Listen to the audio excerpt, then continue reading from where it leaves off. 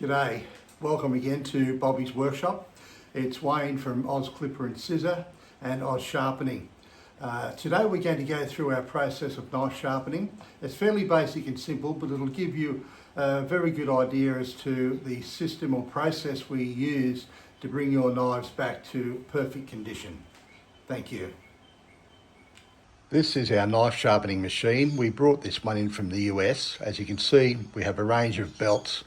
They're ready to go, depending on the condition of the knife when we start, which belts we use and finish on. We'll go through that just in a second.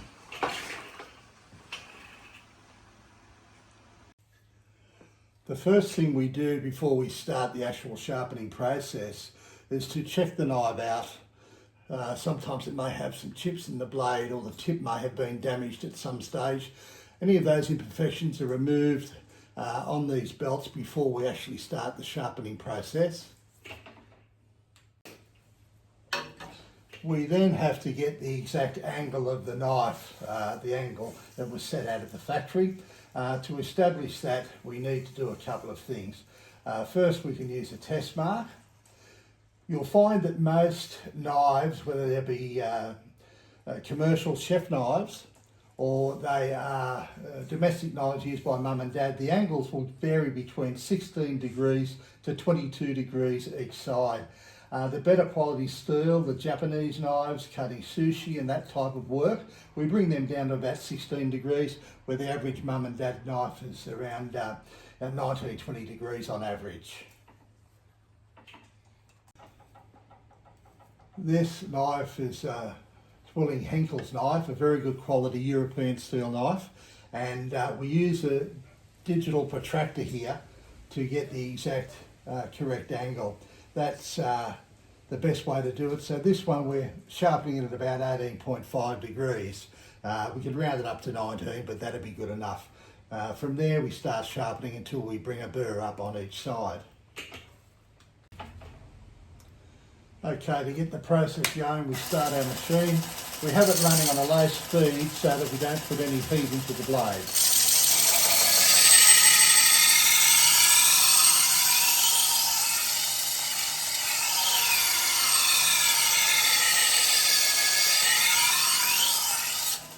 Not sure if you can see that, but there's a nice burr just been formed on the back edge of this one, so we'll turn it over and we'll do the other side accordingly.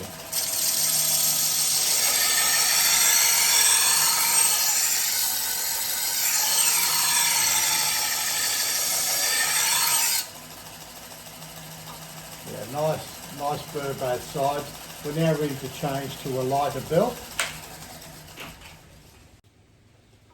Okay, we're now finishing on an 800 grit belt, which is a fine finish, and bringing up the burr nicely. We started with a 120 grit, then we went to a 600 grit, and now we're on to an 800 grit. So this knife, because it's one of our knives, it's in good condition. It only needed 3 belts. Sometimes you need to run a 4th or 5th belt over them, depending on what condition they're in.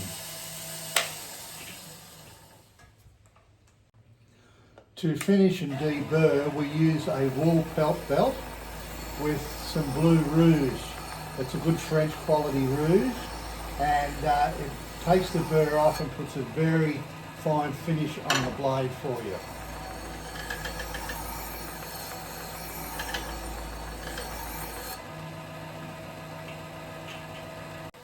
Our final finish is done on a leather strop with a very fine red rouge, which polishes it to a very, very sharp, consistent edge. This is what we call surgically sharp. That's what we do, surgically sharp knives every time. In fact, sharper than when they came out of the factory in most cases. So there we'll go, we'll clean this up and give you a close-up of what it comes up like. Hope you can see the finished edge on this blade. It's come up very nicely, and there you go, surgically sharp. That's what we do. The reason we could get this knife so perfectly sharp is because the 19-degree angle was used on all 3 sharpening belts, plus the buffing belt, and the leather strop was done on a flat angle. If you're using a stone or other type of sharpening, one swipe across the stone may be at 19 degrees, the next one's at 15 degrees, the next one's at 24 degrees. So that's why it's critical to get the angles correct on every passing over the belt. Now, to keep them sharp between sharpening, simply cannot beat the steel hone. Just a round hone, get them in most kitchenware stores.